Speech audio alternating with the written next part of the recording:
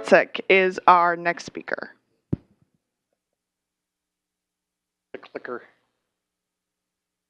Hi, I'm Jerry Matczak, and I'm with a pharmaceutical company, Eli Lilly and Company. And what we're trying to do is make clinical research more efficient, better, faster, more patient-focused. And we believe there's a story to tell around how we've come to learn from patients how to do that.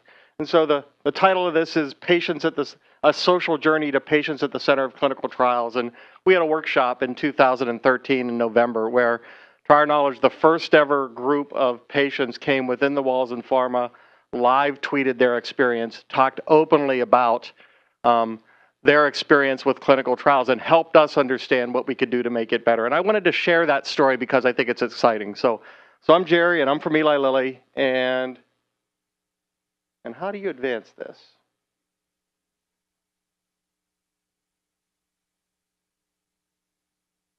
I did not. How do we do it? Give me a hand here.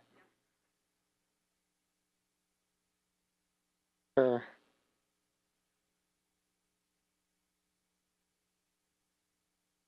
Okay, so then I'll just click it and we'll go. Any particular button? Let's do that again. This always happens with technology. Yeah. This one? So the reality is this is me, and I'm from pharma, right? But if you know me, if you work next to me, you'll know that I have a cat that I think is pretty amazing. I'm a weird cat guy. You'll know I'm from Western Pennsylvania, where somehow in a small graveyard there is a ceramic goose adorned with a weathered terrible towel, with old cans of Keystone Light beer and flowers commemorating someone's death because they're a Steeler fan. And by the way, I am too. They beat the Browns 30-27 today. Thank goodness.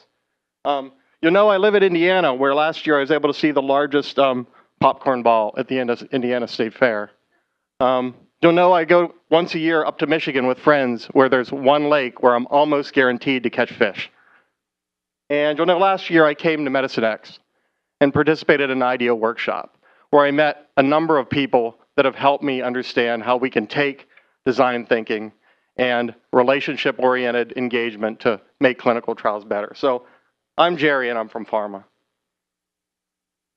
There's a lot of words on these slides. I'm going to let you read them, but from the boardroom to the bathroom, the words above are from Eli Lilly's website. This is our brand, and I trust this brand. I believe this because I know this. I live with these people. I work with these people. I see what we do. I don't expect that you have seen all of that. In fact, it's likely you haven't, but I do know and this is from Sarah Kucharski, who was at our Patient at the Center of Clinical Research conference, and what she posted on her Facebook page and what she noted while going to the bathroom, right? She said we had some raw, honest, intimate conversations. She didn't know quite what to make of it, but she saw something that our founder, that commemorates our founder, right? Innovation is urgent because the patient is waiting, not at the end of the journey, but at every step along the way. That she can get behind. And she was able to notice that because we opened up to the possibility of her helping us drive on this journey. This is who we are. If you want to follow us, we have a blog, we have a Twitter handle. On our blog, there's a lot of resources. There's some technology. There's a recounting of this conference. Come talk to us. We'll talk to you more about that. I don't want to focus in on it today because it's really about what drives this journey. And what drives this journey specifically is relationships. I've held since I started this journey, the notion that relationships are what enables transaction. If you don't have a relationship, you're not going to do something with someone. And I was pleased to hear the very first keynote, Dan Siegel said, stories trump data, relationships trump stories. This aligns very much with our approach to how we want to understand what patients need in clinical research. And it's kind of the philosophy that we have in our social media. We have no campaigns where it's about, here's what Eli Lilly is doing and here's how we're great. Most of our campaigns are, hey, Medicine X is coming up. Hey, did you know this about clinical trials? By the way, do you know that we need to change clinical trials because they're not very good? We don't have all the answers. We want to change the status quo. And by being social, by being intentionally open in those conversations, we get the kind of insight we need to act. I want to give you a little bit of background on pharma and social media in general. So pharma is a highly regulated industry, right? There's lots of rules. Some of them are federal government mandated rules. There's lots of rules internally. And frankly, social media in pharma has been pretty slow going. Most of it has been in the marketing space. And I would say I'm not always pleased with how pharma markets. I don't know much about that world. And there's a pretty big separation between research and development in pharma and commercialization or marketing in pharma. We work in this area here, the clinical development space, where people are involved, thousands of people over the course of years. And can't we do better for those people to help develop drugs and deliver treatments to patients who need them? That's what we focus on, our Lilly Clinical Open Innovation Team. So the handles you'll see, Lilly COI, that's our little team. Lilly has a number of other branded social media handles. They're focused on government affairs. They're focused on art in cancer to help inspire cancer patients and raise awareness around cancer. They're around our Elanco animal health business and how healthy animals can provide a sustainable one way to help sustain the food culture and feed people. There are a number of different handles, but we're this little one right in here. I want to share a little bit about some of the regulations and some of the light posts, the guideposts we have for doing social media that are relevant to our area, this research and development area in clinical trials. So you can't off-label promote a drug. Now, what's that mean? It means that if a drug is not approved for a certain use on a label that's approved by the FDA, you can't talk about it. So any drugs that are being developed that have not yet been approved by the FDA, automatically you can't talk about those. You just can't do it. It results in a firewall between R&D and marketing. Those are some good rules, right? You don't want to bias the market. You don't want to suggest that something might help if it hasn't been proven to help. You must monitor for and report any adverse events that occur in social media, or frankly, if you or I were talking and you were on a clinical trial and you mentioned you had a headache, I have a ethical and legal responsibility to report that. So social media has some level of risk in this space. We need to preserve patient privacy and confidentiality, and it's very important to maintain the scientific integrity of research. So some of you may have been in our Partnering for Health workshop, and we talked about how you can make sure that research is not biased by having double-blinded studies. If people are using social media in clinical trials and they talk about whether they might be feeling an effect for a drug, you potentially are unblinding that study. We can't allow that. Not that we can't allow it, it sort of ruins the science. And finally, you want to have studies where people sort of follow the protocol and do what's necessary so that we have good science. This is pretty busy, and what I did is I kind of walked through how we got to where we are in November 2013 and what we did. And I'm not going to go through every single one of these cases, but I do want to highlight a couple examples. We started blogging and tweeting in 2012, and in June of 2012, I started tweeting with a black woman in New York City who was in her early 20s who had lupus. I knew nothing about lupus. I have very little in common with a young woman in New York City, given that I'm not a young woman living in Indianapolis. And over time, we decided we were going to meet. The way that we connected, the way that we built relationship, I learned that she, based on sheer public, she liked comic books. She lived in a world of heroes and villains. I spent most of my youth, maybe most of my youth reading comic books. And we were able to talk about comic books, and we built some kind of relationship, and we went to Datapalooza. And on the way to meet her, I noticed that there were these people with these pictures on their back, and I thought they might be comic books.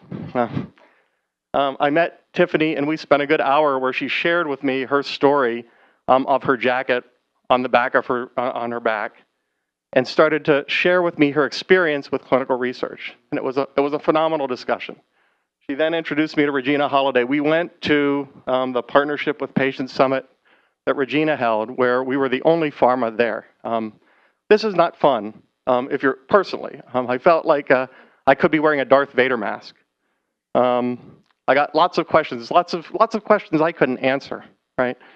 At the same time, I listened. We had sessions. We sat down with, I think we're in a session with Anne And we started to talk about how social media could help and what we could do to use social media to do good in the world. And I started to think more about what we could do to leverage social media for our cause, which is to make clinical research better, to deliver better treatments to patients. We had our first patient guest blog post in November 12th. This is an ALS patient. You can, if you get this presentation, you can click on these, go to the blog post, you can read the stories. This was from a caregiver of an ALS patient who has since passed away. She taught us about what these patients want in clinical research. Clinical research is often about how do you measure objectively things that prove a drug is safe and can work. And it's often done without a lot of input from patients. That's changing. We're helping to change that. One of the things I came away with that's burned in my brain, she mentioned that her husband, who was an ALS patient and frankly passed away about a year after she blogged for us, it was a good day for him if he could take 3 sips out of a straw in the morning. That meant that his body was feeling good. If someone didn't have to feed him his coffee, he knew it was a good day. It makes me think, how can we leverage that patient experience and how we develop drugs in clinical research? We had a quick discussion, a Twitter chat, and drug development post where we interviewed a few folks that you may know, and they gave us insight into how we could do it. We continue to build things. A theme throughout this is an interest in going where patients are, right? These are not our conversations. These are conversations that patients have, and how can we contribute to those? We will go places like a codathon. We will join the walking gallery. We will have patient advisors who will give us insight in the type of applications and technology application they might desire to assist with clinical research, finding information about clinical research, providing feedback on it. We attended Medicine X last year because we had a conversation with all of these people, probably starting here and sort of cascading. There's sort of a serendipity that's guided by trust in the relationships that can lead you to places that are you would never have guessed you've gone. And finally, we had this conference in November of 2013. So this conference was pretty interesting for us. We brought patients in, we flew them in, we put them up, we did what you do as if they were an expert doctor, frankly. And we had conversations, open and honest, about what it was like to be in clinical research. The opening panel on this day was every patient in the room sitting in front and talking about their experience with clinical research.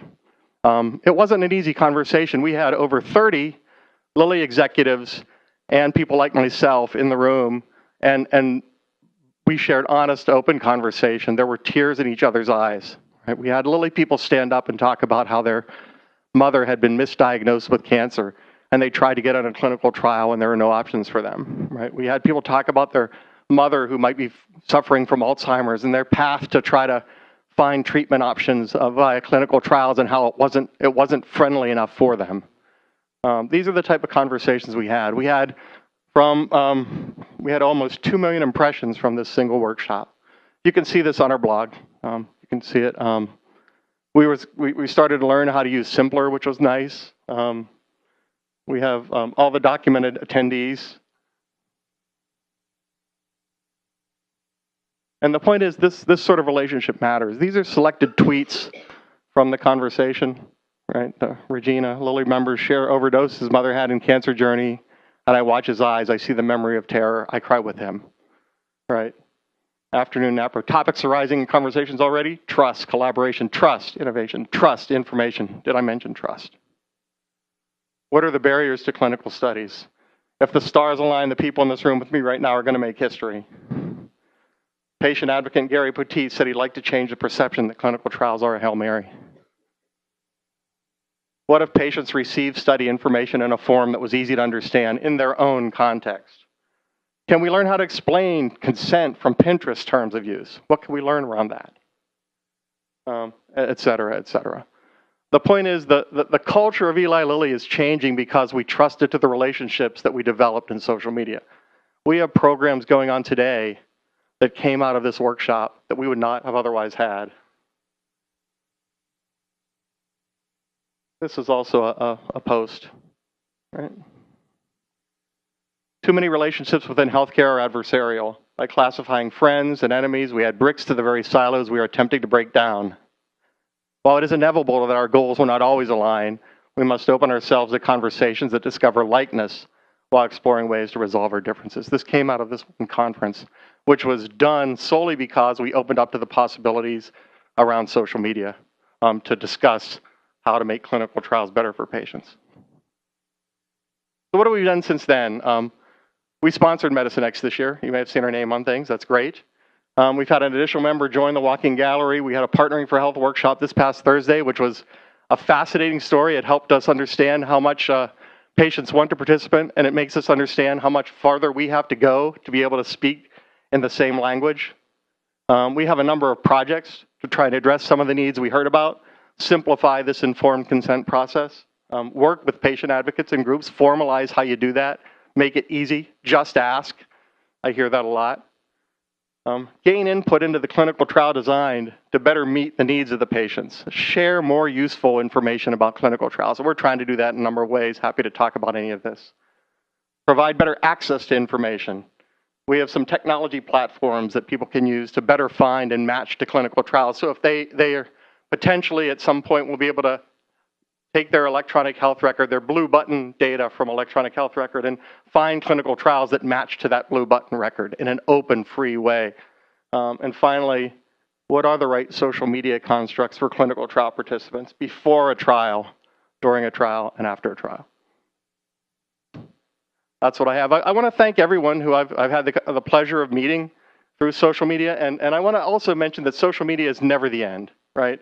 There are objectives. Our objective is to learn, gain insight, drive forward this transformation.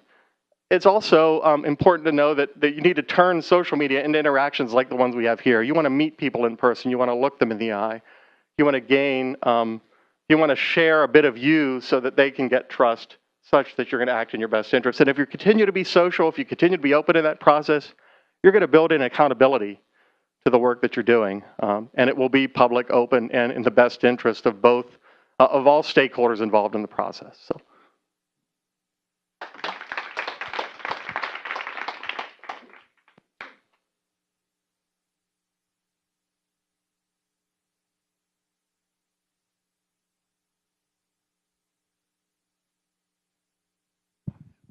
Hi. Hi, How's it going? it's going pretty well.